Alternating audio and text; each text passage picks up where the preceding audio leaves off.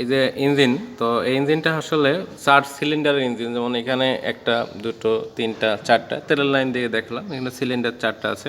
1 সিলিন্ডারের ইঞ্জিন হয়, 2 সিলিন্ডার হয়, তারপরে 4টা, 6টা এরকম করে। এটা হলো হাই প্রেশার ফুয়েল পাম্প অথবা গভর্নিং সিস্টেম, যেটা হলো ইঞ্জিনকে ফুয়েল সাপ্লাই দিচ্ছে।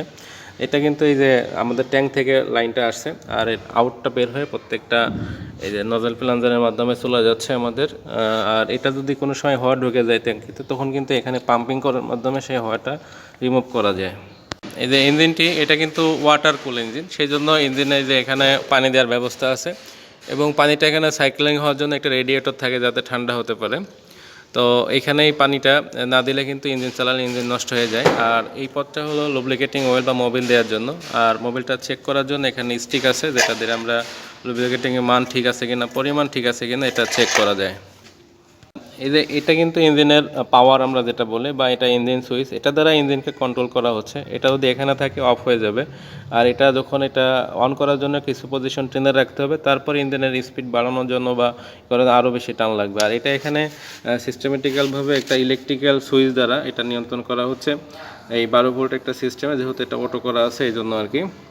তা একটা ইঞ্জিনের এখানে যেমন এটা পানির ইনলাইন, এই উপরে এখানে পানি দেওয়ার জন্য পানি এখানে ইঞ্জিনের বডিতে থাকে যাতে বডিটা ঠান্ডা হতে পারে। পানির আউটলাইন হলো এটা এখানে, কারণ পানিটা ইঞ্জিনের ভিতরে ময়লা জমানোর সময় বা সেখানে পানিতে আয়রন থাকে, সে কারণে পানিটা ভারী হয়ে যায়।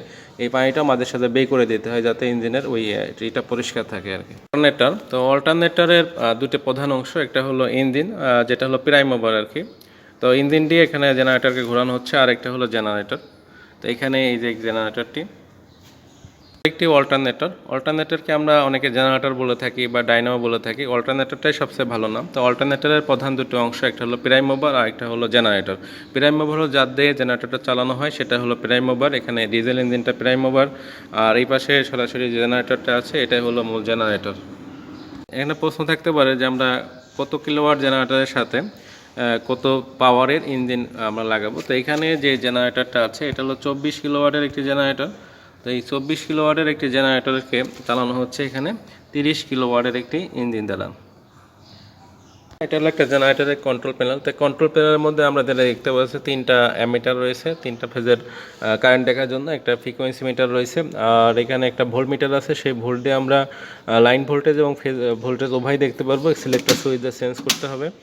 আর এখানে দেখতে পাচ্ছেন এটা হলো সুইচ, যেটা দ্বারা অন করার জন্য ওটা। তাছাড়া এখানে এম্পিয়ার দেখার জন্য, অনেক সময় জেনারেটরকে আমাদের প্যারালাল কানেকশন করা লাগে, তো এখানে প্লাস মাইনাস এম্পিয়ার দেখা যাবে। এটা হলো অয়েল প্রেশারের জন্য। এখানে সার্কিট ব্রেকারটা, যেটা পাওয়ার অন অফ করার জন্য। আর এদিকে জেনারেটরটাকে অফ করার জন্য লাল সুইচটা রয়েছে। এটা হলো ভিতরে আমরা দেখতে পাচ্ছি 3টা সিটি রয়েছে। তো সিটির ভিতর দিয়ে কেবল আসছে যাতে আমরা এম্পিয়ারটা পরিমাপ করতে পারি। এটা হলো একটা সার্কিট ব্রেকার, আর এটা এটিএক্স করা আছে যাতে এটাকে অটো সিস্টেমে অন অফ করা যায়।